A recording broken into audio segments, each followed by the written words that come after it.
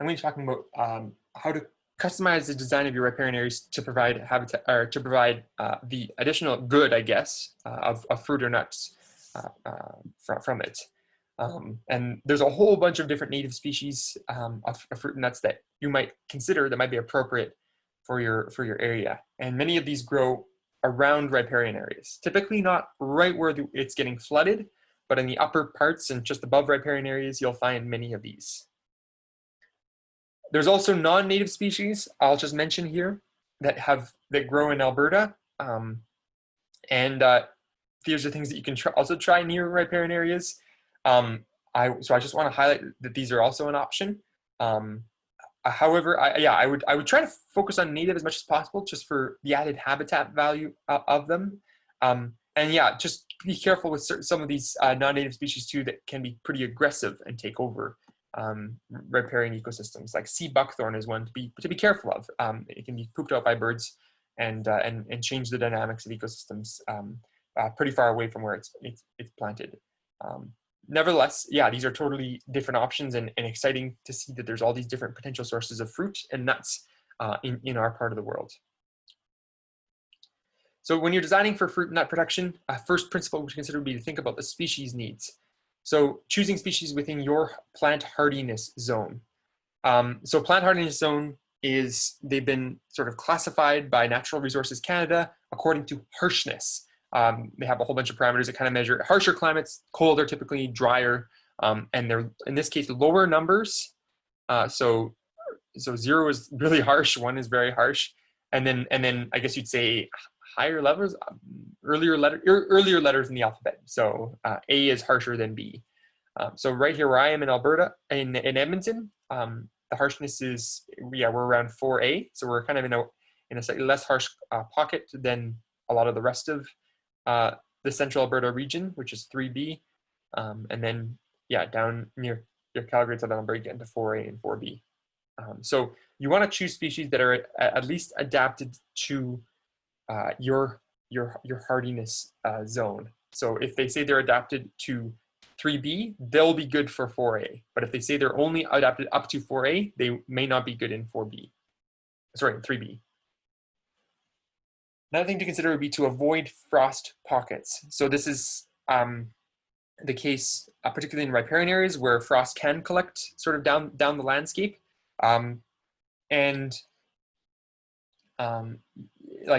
will collect in valley bottoms in the early spring or late fall, and the valley bottoms will be like the first to freeze up and damage the fruit or damage the blossoms or something like that.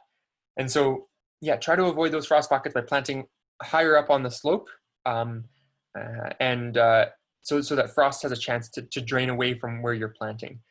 There's also people that have said you shouldn't plant in rows that are directly perpendicular to your slope, because once those rows grow up, it'll actually hold the frost in. It'll prevent it from draining away. So you can plant at a slight squiff along the slope. In this case, this picture is taken from the Cohen farm where it is planted perpendicular to slope, but it is also pretty high up on the slope too. So it's pretty safe from frost up there.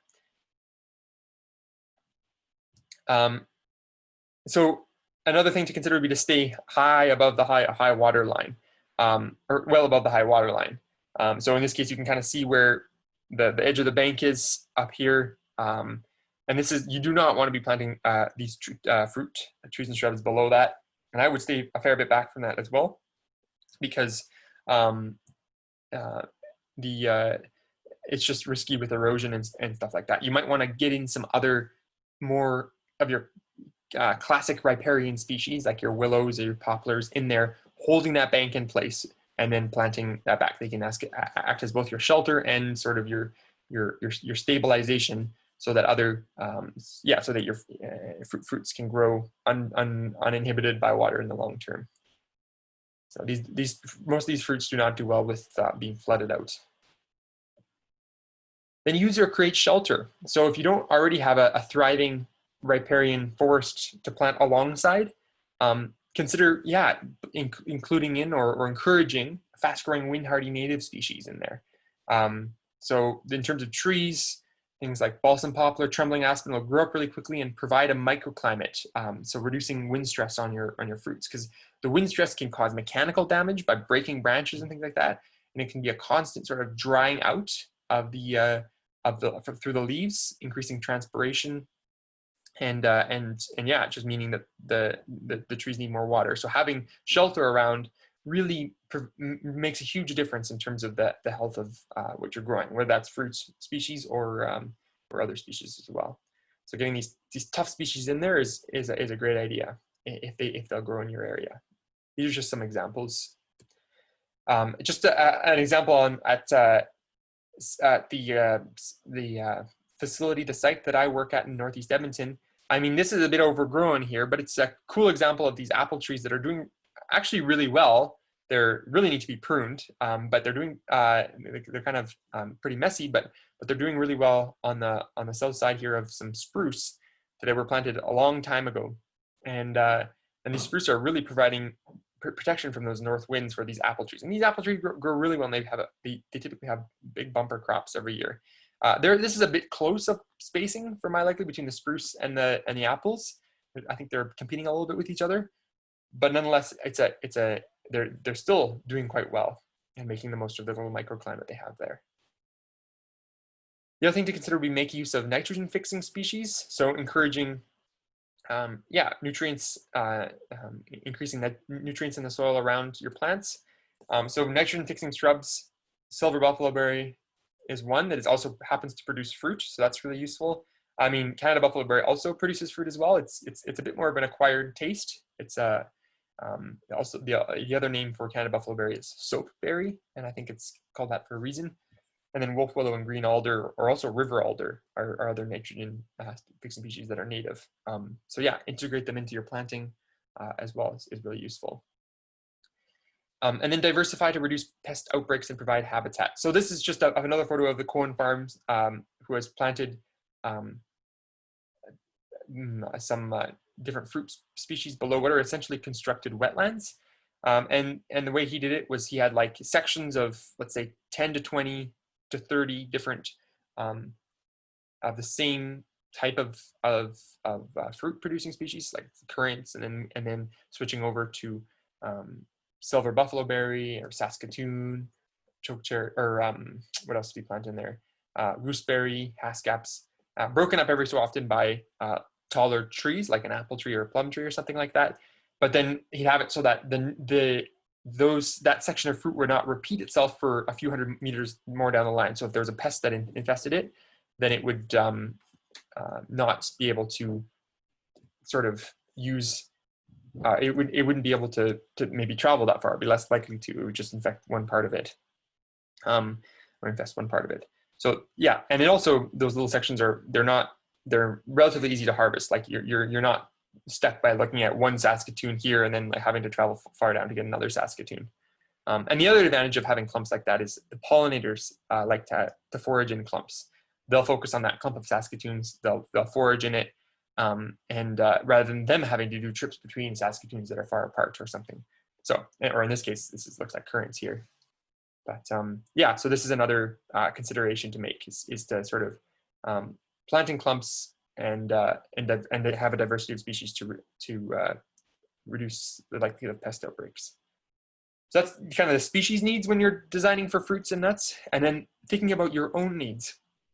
So this is also really important too, and something that I was slower to recognize when I was first starting with Oz in terms of some of the early projects that we did.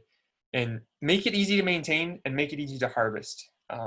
Otherwise, you're not going to do either of them. And one of the projects I didn't have a picture of it here, but I tried to it was a pretty big project, and I tried to have a specific spot for every single species. I was trying to plant all these fruits in guilds, sort of, or guilds like groupings that were sort of, they didn't have rows to them. They were just kind of scattered across the land, and I had like these curvy paths going through it. And yeah, it was really hard to maintain. I couldn't run a mower in between them or anything like that. I had to do it all by hand, scythe and weed whacker. Yeah, and so it's just been, that one's been really hard and had poor success as a result of the difficulty to maintain. So planting in rows does make it a lot easier to maintain as well. Of course, I'm talking about planting here, and of course, you could also be thinking about allowing natural growth that's already happening around your riparian area to come in, and that could involve pruning back maybe taller overstory species like some poplars or aspens that are shading out your fruit species, and maybe pruning those species themselves, those fruit production species themselves, for fruit production. So taking off some of the older branches, the taller branches that are out of reach, and working them to make them so that's something that you can manage in years to come. So you can both plant in your fruits, which is kind of the default sometimes people, including myself, think of, but oftentimes you can find ways of working with what's already there and trying to find ways of stimulating it or enhancing it. And I'm just gonna start with this, or end with this example of a project we did in Wetaskiwin County a couple years ago.